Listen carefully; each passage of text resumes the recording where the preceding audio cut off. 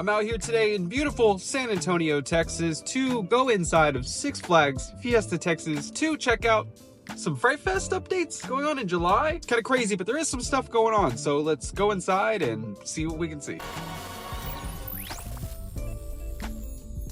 I'm back at home dubbing over the videos so that I can get a little bit more into detail with you guys because it is extremely hot outside. It's really hard for me to focus when I'm out there at the parks. So this is the best way to get out the most information and updates that are happening at Fiesta Texas. Let's go. So this was really interesting. I came across this on Facebook when people were posting pictures about this being located in front of the screen at Six Flags Fiesta Texas. If you're familiar at all with Fright Fest in any form or fashion, you know that this is located usually right out front of Rockville High. It is not anymore for some reason. The rumors flying about are that the infestation area that used to be placed there at Rockville High may be no more. That's a possibility. Don't quote me on that, but it seems like a real possibility at this point. So there is something happening here. If you have any public insider information about this, please put it down in the comments below and let me know. What do you think? And to see this as the only Fright Fest prop in the entire park and in the middle of July, it is extremely out of character for Six Flags. I am in contact with a couple of people that do work with the inner workings of Six Flags Fiesta Texas, and they do say that do start to try to get Fright Fest stuff out and about and getting lighting and things ready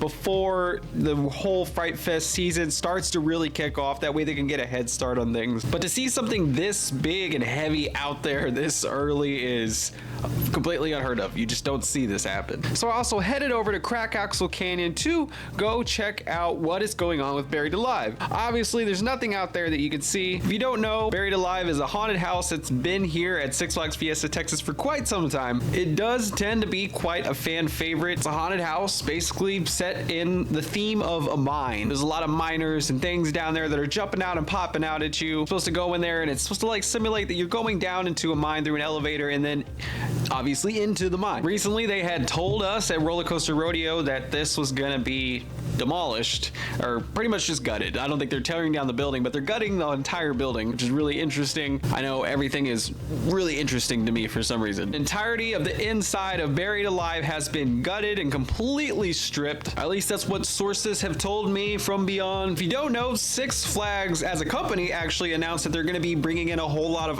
IP into the parks, which is incredibly exciting. That IP is going to be exclusive for the Fright Fest season coming up here in September. As you can see from this video posted by Six Flags, they actually revealed the return of Mr. Six. You might have remembered Mr. Six from the early 2000s from the ever so popular commercials. Really exciting to see this happen. Gets hit by a bus and then the Fright Fest adventure starts, and then we start to get some of what is going to be coming into the parks. Kicks off with Stranger Things as the first IP to be coming into the parks, as well as the Texas Chainsaw Massacre, which is my favorite one that I'm looking forward to, as well as Army of the Dead, the iconic movie Trick or Treat, definitely a favorite of mine. And also we're going to be getting some things from the Conjuring universe, also another favorite of mine. There's a lot of good stuff in here that I'm really enjoying. Not only that, but we're also getting Saw for its 20th anniversary, and these are all the things that are becoming to Fright Fest this year. We're not going to be getting all of these at Six Flags Fiesta Texas, unfortunately. At least I do not think that's what's going to happen. What I do think is going to happen is that at each Six Flags park, they're going to be getting a couple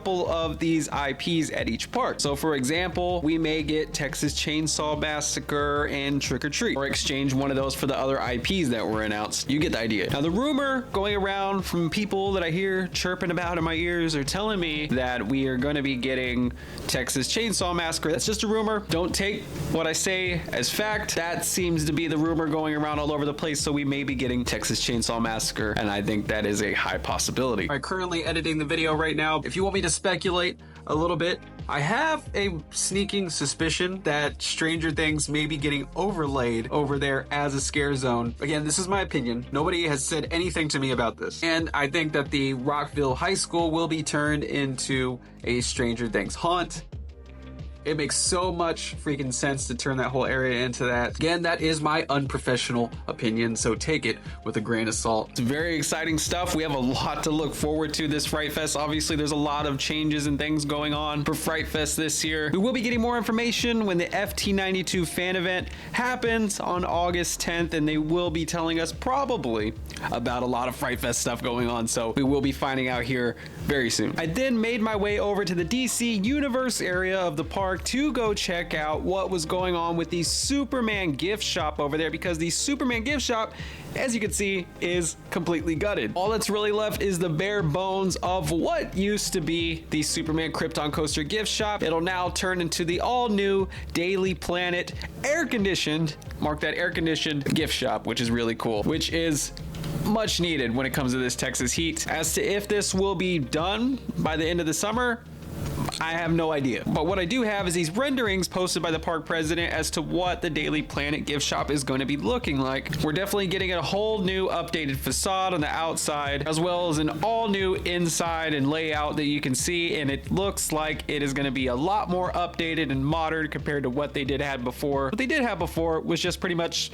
open air gift shopping over there. No air conditioning, no anything really to cool you down. You're pretty much just exposed to the elements as you shopped for your Superman apparel. But now you will have another spot to be able to cool off. Like I said, I don't know when this is going to be done. I have no information or timeline on it, but they are making progress on it, so we'll see. But for now, you will have to take this temporary entrance going off to the left of what used to be the gift shop for Superman, as well as the former entrance. As you can see, I kind of perused around here just to take a look as to what it looks like when you're entering in and going around up into this temporary entrance. So is it a little bit of an eyesore? Yes, it is. It's definitely an eyesore. That is obvious. What is to come later is going to be a huge benefit. So better for things to look a little ugly now and look way better than they did before. So I'm completely for it. Also went over to check out more of what is going on over there at DC Universe just to see what progress is being made, if any, at the moment. As you can see, as I peeked my camera over the fence to try to get a little bit of what action is going on behind this thing. As you can see, I'm greeted with one of those hard hat required signs right there in front of me, as well as what looks like to be construction of all new platforms going on back there. As you can see, there is some construction workers out there making some progress on what I am assuming is going to be the monorail. Right there where that stop hard hat sign is placed right there, I have a feeling that we may be getting a support beam going up for the monorail. That is, again, my opinion. It is not a solid fact. If you do have any insight, please let me know. But they are making some headway here. Nothing too major going on that I can see, but nonetheless, progress is being made. Now, at some point during the day when I was heading over to Crack Axle Canyon, I noticed these lights that were right on top of the former radio station building there. Those lights don't look familiar to me. I do not remember those lights being there. Who knows? My memory could be evading me at the moment. But if I had to guess, these lights possibly may be getting used for Fright Fest. They are twisted and turned in sort of a way that looks like that they are getting ready to set it up. The lights were on. They were being tested at some point, maybe left on, forgotten about, who knows? But it does look like they are getting ready for some of the Fright Fest season a little bit early. This was the only other thing that I could see Fright Fest, possibly Fright Fest related, that is going up around the park. I'm sure there's a lot that I'm not seeing as far as wiring and speakers and all kinds of things go, but I surely will be going back to do another update probably in August. If I had to guess, in August there's going to be a whole bunch more stuff placed around the park around that time. But subscribe and follow if you want more Fright Fest updates coming on up, because I will be posting more of those. Absolutely. I did also go into the Fright Fest Haunt Emporium to see if they had anything new going on in the inside. Honestly, it looked like it was mostly just a lot of hoodies and things that you cannot be worn during this time of year, so I highly doubt a lot of the hoodies and things are getting sold around this time. They do have some hats, cups, and mugs and things that you can get, also some pins, as you can see. But as far as any new 2024 Fright Fest merch, I don't notice anything. At least I think this is pretty much the same stuff that they've had in there most of the year. But I did give it a shot to see if there was any more Fright Fest related things going on, but I do think that it's awesome that we have this Emporium year round now. That way we can go scratch that little bit of that Fright Fest itch whenever we need it. Also, Wonder Woman did open. I did not get any footage of that. I was more focused on other things going on around the park. If you don't know, that ride had been shut down for quite some time. During Roller Coaster Rodeo, I did get some test footage of it going. They did add a lot of new improvements to the ride, so if you want a little bit more of a new experience on Wonder Woman, go there and check that out. I really wish I would have went to see it when I was over there, and I would have got on it and rode it and given you my opinion on it. For some reason, it just eluded me. I did not get footage of it, but it is open, so if you are one of those fans of that ride, it is now back for your enjoyment. But anyway, now back to Man in a Car.